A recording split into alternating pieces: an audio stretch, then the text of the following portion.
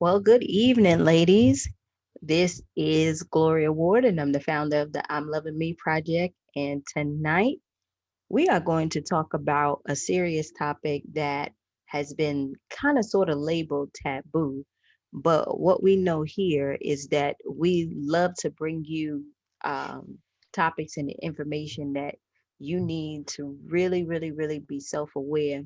And since we talk uh, about expanding ourselves and our lives, one of the things that we decided to do here at the I'm Loving Me project is talk about human trafficking. And not only about human trafficking, but the racial disparities in human trafficking.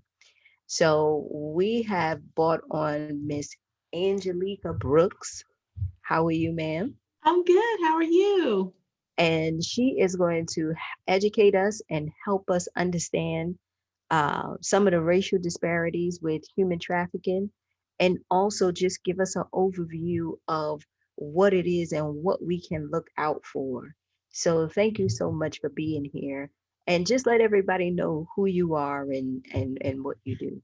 Sure. My name is Angelica Brooks, and I'm a private investigator in Alabama. I have two organizations, one of them being the Silent Voices Project, where we do research and do some heavy kind of research and things like that into human trafficking. And then I have my private investigation firm. Okay. And my first question is that I know here in Atlanta, right? There's Right. it's really big here in Atlanta as far as human trafficking is concerned, especially amongst young girls.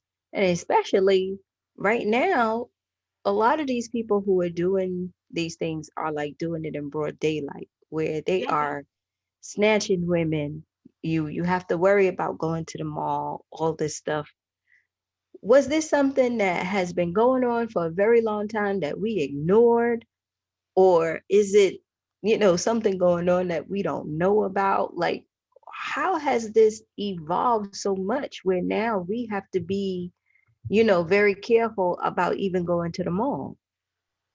I think well, of course, this has been going on way back since slavery, Right. but in a sense now, um, it's become more, I guess the targets have changed. So, now they're kind of targeting the youth and things like that. Back in the day, it was more so, we have our slaves, we have the slave woman, it was like total control. Now, in order to gain that control, because everybody's independent now we've got to break you down, mold you, get the control. It's a whole process now. It's nowhere near as easy as it was before. It's more of a challenge for them, but it's in broad daylight, and even more so now with COVID.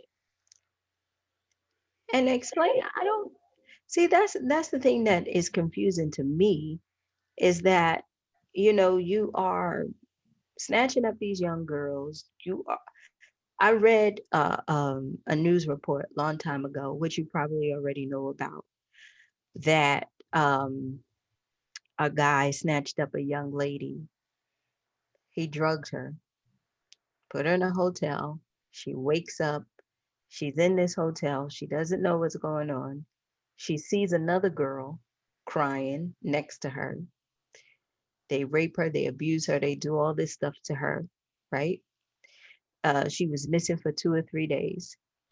Um, and then the detectives find her, right? She gets to go home. She's pregnant. Mm, She mm, had the baby, right? wow. And so now you have all this trauma and everything. The other little girl that was there, she killed herself. Oh my goodness. And that little girl was 13 years old, right? This young lady, I think, was 15 or 16. She was at the bus stop trying to go ahead and get home. How do we protect our kids in this time and know that they are kind of safe when all of this stuff is going on? Because it's like the rules are changing when people find out, don't don't get next to a white van, don't do this, don't do that. The next thing you Right. know is something else. Like, what should we be looking out for, and how do we protect our kids? I think one of the things as parents is just, educating them, talking to them about human trafficking, things to look for, the signs. More so now that kids are at home and not necessarily in a school, at this point with COVID, they're going wherever your kid is. So whether that be video games, whether that be, you know, um, So video you're saying games, video games, if they play live on if video they play games. live, if they're playing live, it's easy to have a conversation and invite somebody in. Um, right? Kids vent all the time. They may be upset because, their parents may have grounded them or something. So they're on the game and they're da da da da da da. That's like a trigger. So they're going to pick that up and be like, oh man, my mom's doing the same thing. It's just, and then when eventually they meet them, or, some kids are really like these young girls that you see that are dressed inappropriately. And I just saw a commercial the other day. The young girl, she had took one inappropriate photo for who she thought was another teenager, Wow. and behind it was another man. And he told her, he said, if you don't give me another photo or do another striptease, whatever he wanted her to do, I'm gonna take the other photo and put it all over social media to all your friends and your parents so everybody can see. Then they've got them, because Got the kid's gonna keep doing that, because what's the consequence? yeah. So it's just, I think it's just the education around it, and just letting them know that it is real. Um, and they're not looking for you in those, like I said, they're not looking for you in those ways that they would think. There are kids that are positioned in school. My son, when he was in the 10th grade, he came home and he said, Mom, I was telling everybody what you do about human trafficking. And one of the boys said, your mom is never going to be able to stop us, because that's how my family eats. The boy. Another boy in his class. So it's not just recruitment, this strange man trying to recruit your child, that it's families involved. It's how they eat. It's how they put food on their table. It has No. expanded so much more than people. And so what is the psychology behind this? Where you have a young kid in school telling your son this, saying Mhm. that this is how our family eat. Like, you have to explain this, because I'm like, what is the psychology behind this whole thing? Like, is it money involved? Are you prostituting these girls? Like, what is happening? They can even befriend your child. Like, your child's going to school, she thinks the guy's cute or whatever, they become good friends. But on the other side, his motive is to get her into trafficking. Then your daughter goes missing. You don't know who she's with.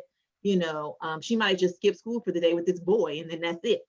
you know he comes back to school, she doesn't.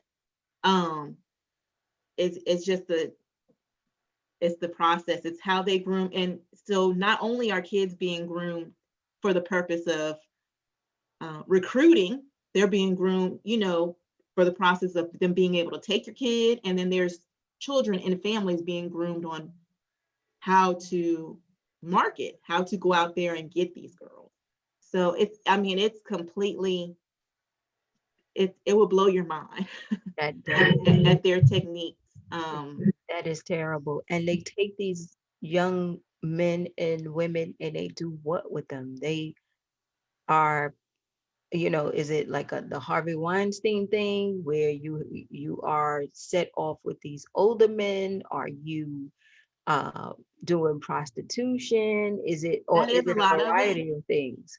That is a lot of it. It is tied heavily into prostitution, um, because that's eventually, that's usually where they end up. And that pimp is the one who's recruited them into that process. And, you may see them. I know when I worked in the prison system, I would see them, the after effect. I was recruited, I was pimped, and now I'm here. You even see some that get arrested, but they were being prostituted too. They just were older of age. And so they go down too, but their story is still the same as that young girl's. They're still a victim. So there's definitely so many different avenues, and they get creative every day. Is it a way they choose their victims though? Is it like, you got to be They upset with your do family, or how do they they do choose it? children they do watch they do there are some that watch. So there's different the human traffickers, they have different tasks. So some of them are just simply, recruiting. And so they'll come and they might scope them all for your child. They may look at that child that's inappropriately dressed, trying to talk to guys that are above her age. I mean, these are things that invite them in all over social media with inappropriate Oh, clothes on, inappropriate attire, um, parents not involved, maybe in a group home, constantly running away. Um, Different things like that. A lot of the times, these young girls, when they're running away, there's like somebody who's got this persona of a savior on the other end. They're not just running away by themselves. There's somebody, out there that's like, come run away with me, or come with me, or we can, run away together as a boyfriend, girlfriend type of thing. But usually that's like the kind of their recruitment method, is just trying to warm up to your child, get your child's heart. And then once that's done, then it can't be undone. They've got control. and now when we talk about the racial disparities, um, what are we looking at when as far as that is concerned? More African American girls are being taken? Is it, more are being put into prostitution? And if so, why? More of our African American girls are being taken.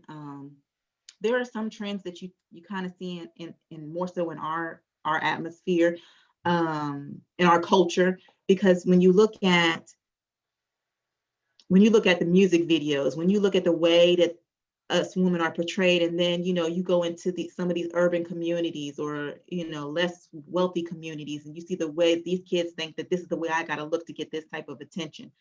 It's drawing the wrong attention real quick.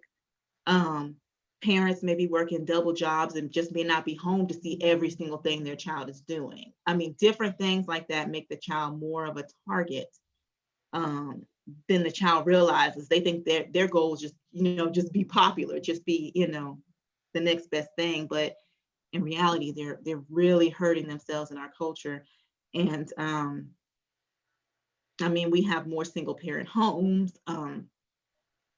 More, a lot of CPS and Child Protective Service involved cases. And I mean, there's just so much, and not enough education. There's not enough education in our culture when it comes to human trafficking at all, Right. because the kids are just not believing it. I mean, there's kids in my area, Montgomery, and they'll be out all hours of the night with guys twice their age. You'll see them at the gas station. You're like, what are you doing? Right. And Mhm. it's like even for the parents, right? Because I know a lot of our women have young girls, and you working, you're a Mhm. single mom, you Mhm. work at night, you trying to trust that your child is doing what they supposed to. Yes. They are in the house, they're teenagers. It gets to a point where you say, my child is a teenager now. She can stay in the house by herself. That's She can right. do what she can do, That's right. everything she needs to do until I get home, right? Mhm. And that whole mentality is the mentality that we grew up with from our Mhm. parents that has now changed, right? Yes. Yes. When we are trying to, what is it that most of us are missing that we need to impart or build into our kids in order for them to know and to understand that this is a real thing? Is it just Mhm. talking and education, or is it something else? Is it that they just don't believe it because of social media? Is like, what is it that we have to do? I think I think there's got to be more going into these schools, more going into there and spreading that knowledge, getting into the school system, talking to them, and not just, going into those communities and talking in those specific schools, because um, sometimes they have to see the reality of it. you can't sugarcoat it. You know, Right. you can go some places and you know how you can sugarcoat things and say, well, this is, stranger danger. Mm. No, no. At this point, I see kids are a lot way more advanced and doing a lot more older things they shouldn't be doing at a younger age than I know when I was younger. Right. So being able to put that reality in front of them is something that is so necessary in the school systems because it's out of um, it's out of control. I know one school I was subbing in, and all the kids were given tablets, and this one particular little girl was taking pictures of her private area while everybody else was taking selfies. And so I'm like, something, you see what I mean? Like the dynamics, and you could kind of see where Right. she's headed just by that, because she thinks that's cute. Right. That's not cute. Right. But, and it's just being able to recognize those signs and being able to educate. And then it has to follow in at home too, because a lot of these kids go home and then they adapt to what's at home. That's all they know. That's all, they don't know anything else. Mm. So I think definitely um, there's got to be some sort of programs implemented in the school systems to where to empower these young girls to think beyond, Exactly. Like back in the day for me, we had Scared Straight, right? yes, and dare, yeah. That's right. We had Scared Straight, and the, I mean, it did its job for me, right? Because they Yes, come get you in junior absolutely. high school. They Hmm. take you to a jail. They put you on a bus. They take you to a jail like you were going to jail, and you sitting in front of real criminals, and they are giving you everything they got to scare you not to come. Uh-huh. It's like they are traumatizing you Yes, not to yes. come to jail, right? Hmm. And so why is it so taboo? I know here they try to keep it under the radar as much as they can, Uh-huh. where a lot of the women who are survivors, they are a little bit afraid to come out. Is it that it's so fresh and so traumatizing where they feel like they're too embarrassed to speak out? Or do we need to fund more organizations? Like, you know, I'm trying to figure out what is the way in which we can get the word out. The biggest thing is having survivors, but the survivors are in positions where they don't want to talk about it, No. Mm-mm. right? Um, But that's the real life of it. But what happens to them? Do they have programs and stuff that helps them? right. Um, I think, obviously having programs for survivors, but I think it's just like that real, okay, you could sit in the class and talk to somebody about human trafficking, all day. Unless you got some visuals or something that's going to stick, it's going to be hard to just, it's going to be like sex ed. You're going to be like, Right. whatever. Exactly. Um, However, some places have done approaches where they will go and have their faces completely messed up, like with makeup, just really rough looking like they've got scratches, scrapes. And then how those people do those impromptu things in a mall where they'll Yeah. just start Yeah. acting like they're being taken, Yeah. that that sticks because Mhm. you're gonna forever remember that. You're like, oh That's my right. gosh, that girl when she was taken out the mall, I thought that was so so Yeah. real, and it gets the point through. Sometimes I think you just got to get creative when it comes to human trafficking. Everybody's all about human trafficking education and getting out there and educating, but it's the way you do it that's gonna stick. Um, Mhm. the way And that you deliver that message. so tell us about your organization and how you're helping to kind of help in this area and combat this human trafficking thing because it's a big why is it so under the radar too? That's the other thing. Yeah, because it's like the if you talk about it, then it's real. Mm, So, um, with the white van, everybody was like, now I work plenty of crime scenes where legit. I mean, there were rapes and sexual assaults that happened inside of these work vans. So I'm not going to discredit that at all. Yeah. But then it makes it become more of a serial killer than it does human trafficking, you know? So I think it's just putting out those real facts about human trafficking, letting people know the real facts about human trafficking. Within our organization, we have a few projects. One of them is Operation Freedom and Recovery, where we actually don't really talk about it, but we're going through Craigslist and we're looking for potential predators. Now, they got rid of the dating area on Craigslist, but there's other areas that they're still promoting the exact same thing and Right. trafficking in. They just, it's under a different category. So going through that and looking for potential predators. And then eventually we want to get to the point where we're going state by state and actually going to areas where young girls are missing from and actually doing, searches saying, have you seen this woman? Do you have any leads in those hotels, in those areas of town people don't really want to go in where, and that's the problem. Nobody goes in there. So nobody's going to know if they're in hotel room 108 because they're not looking for them. Right. But if you're in there and you're just like, hey, have you seen Michelle? Da da da da. Well, I seen her. She was in room 107.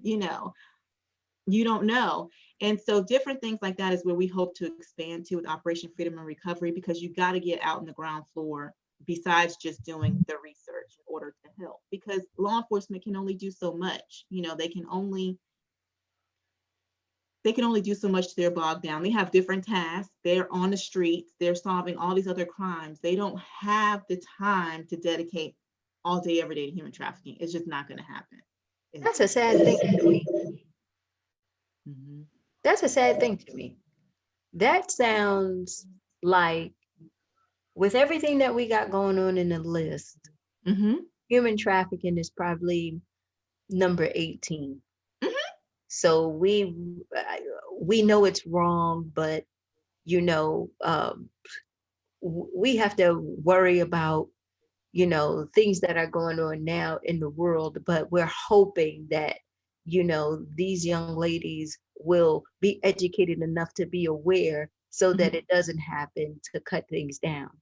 Where it's like, no, you are these predators know how to psychologically manipulate your children with anything that they can grab, like you said, in any channel that they can get, Mhm.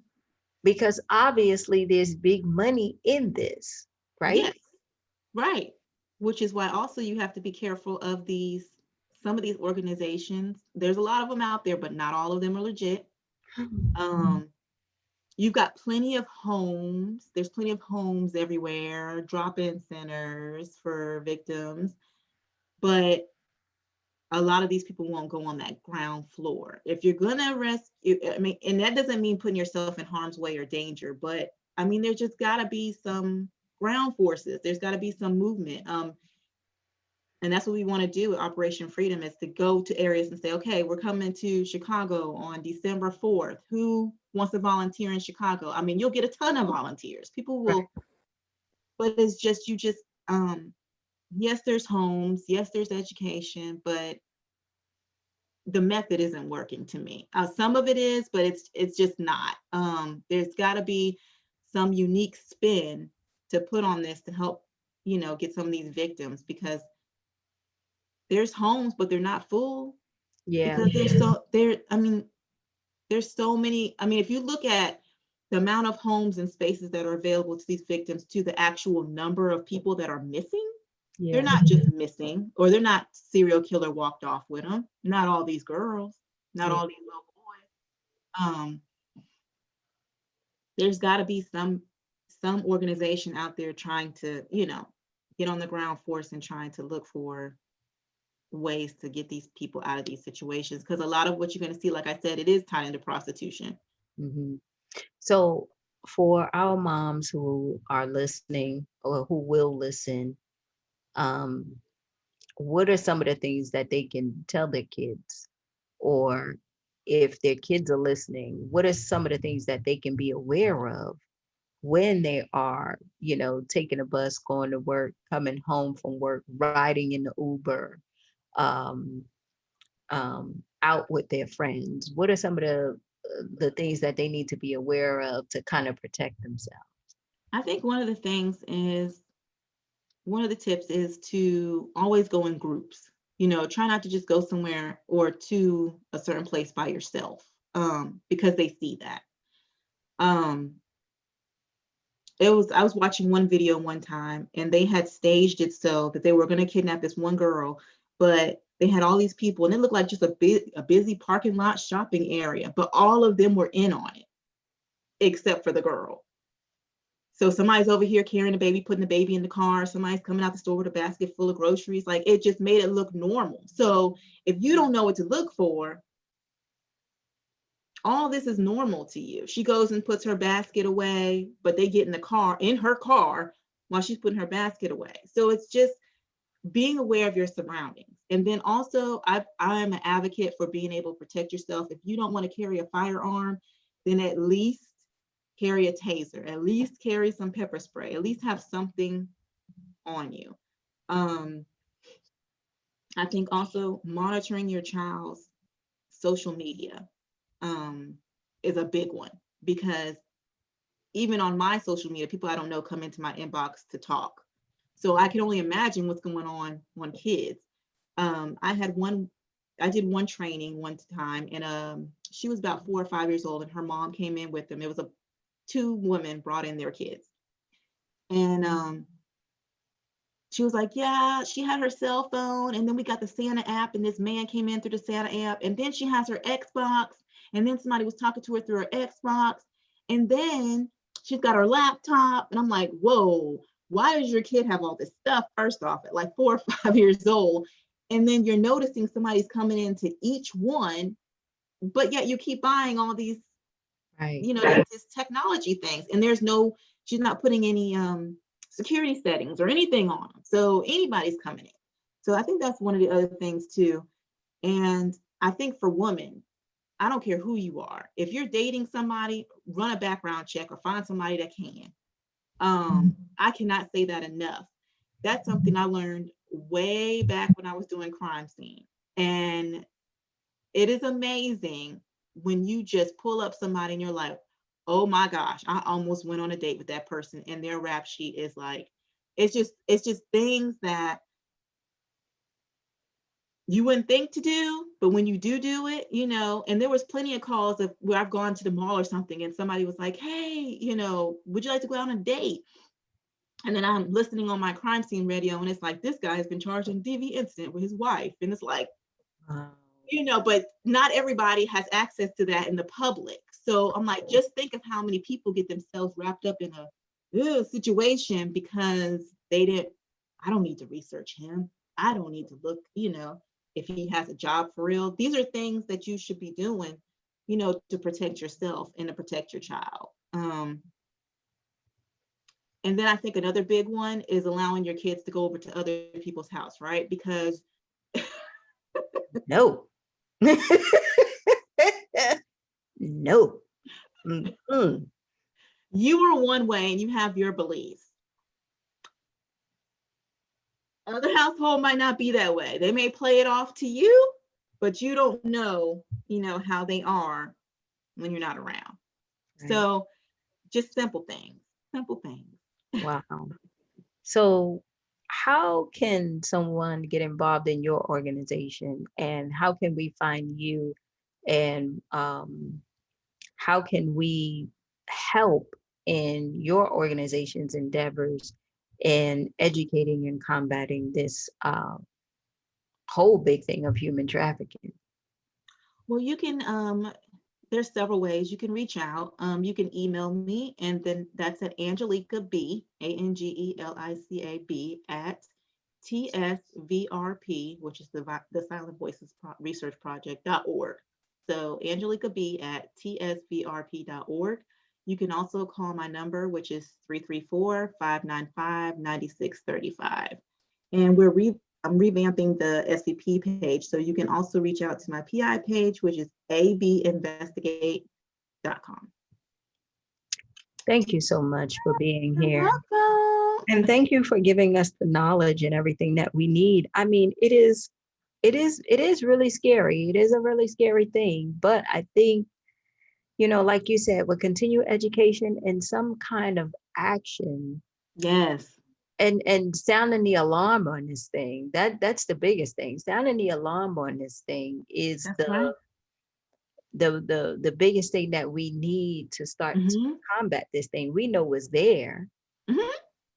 but we have that thing, oh, because it's not happening to me. Right, right. So, like in Atlanta, you know exactly in Atlanta where not to go to That's right. because you know what's going to happen in them areas or what does Absolutely. typically happen. It needs to be the same way with human trafficking. It needs to be, I'm aware of if I go to the store, somebody could be 3 hours over watching me. I mean, just, you know, I saw a report the other day that they are training beer delivery truck drivers to look for human trafficking or to know what's going on, because on their travels you get to see it. And obviously, we have our opinions about yes, truck drivers, right? And right. what's happening, right? Hmm. But it's like the beer companies are training them to spot human trafficking, Which is good. you know? Hmm. And you think about all the people in transportation where they probably do see it or just be like, oh man, that stuff is just normal that's going on. You see these young girls coming up or at the gas station or whatever. And you're like, this is a girl that's probably missing, Hmm. who Hmm. has been taken by someone Hmm. who is now probably looking to go home or have been brainwashed and drugged That's to right. do this or else, Hmm. right? That's right. So I hope we come up with more solutions to do it. But Yes. just give us your email one more time, your social media and everything, so Sure. that we can get some more information. Sure. So on social media, you can reach out to Angelica Brooks Investigative Services, or you can reach out to the Silent Voices Project. Both of those are on Facebook. You can reach out. My email is angelicab@tsvrp.org, or you can call me. My number is 334-595-9635. Angelica, thank you so much for being here. And thank You're you so much for being welcome. so transparent. Okay. Thank you. Have a good one. All right. You too. Bye Bye. bye.